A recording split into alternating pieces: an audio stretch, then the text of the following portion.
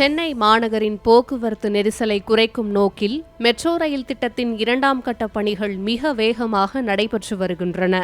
இதன் ஒரு பகுதியாக பூந்தமல்லி மற்றும் வடபழனி இடையிலான மெட்ரோ ரயில் சேவை விரைவில் மக்கள் பயன்பாட்டிற்கு வரவுள்ளது. சென்னையின் 2ஆம் கட்ட மெட்ரோ ரயில் திட்டத்தில் வழித்தடம் 4 கீழ் பூந்தமல்லி முதல் கலங்கரை விளக்கம் வரை பணிகள் திட்டமிடப்பட்டுள்ளன.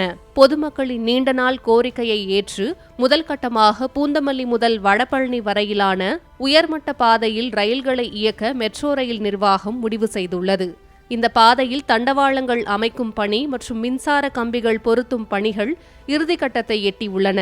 இந்த வழித்தடத்தில் ரயில்களை இயக்குவதற்கான இறுதி ஒப்புதலை ரயில்வே வாரியம் சமீபத்தில் வழங்கியுள்ளது. அடுத்த கட்டமாக மெட்ரோ ரயில் பாதுகாப்பு ஆணையரின் இறுதி ஆய்வு வரும் பிப்ரவரி 2வது வாரத்தில் நடைபெறும் என்று தெரிகிறது. இந்த ஆய்வு முடிந்து ஒப்புதல் கிடைத்தவுடன் பொதுமக்கள் பயன்பாட்டிற்கு சேவை அதிகாரப்பூர்வமாக தொடங்கப்படும். ரயில் சேவை தொடங்கப்பட்டாலும் ஜூன் 2026 வரை தற்காலிக ஏற்பாடு செய்யப்பட்டுள்ளது. அதாவது பூந்தமல்லியிலிருந்து போரூர் வரை அனைத்து நிலையங்களிலும் மெட்ரோ ரயில் நின்று செல்லும்.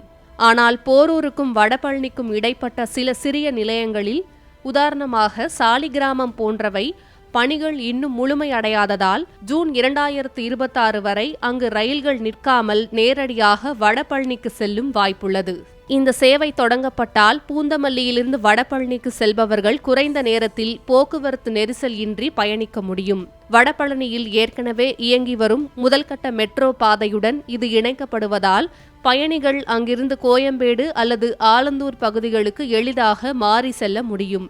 பூந்தமல்லி ஒரு புறநகர் பகுதி என்பதால் அங்கிருந்து நகரின் மையப்பகுதிக்கு வரும் ஆயிரக்கணக்கான ஊழியர்களுக்கும் மாணவர்களுக்கும் இந்த சேவை ஒரு வரப்பிரசாதமாக அமையும் என எதிர்பார்க்கப்படுகிறது.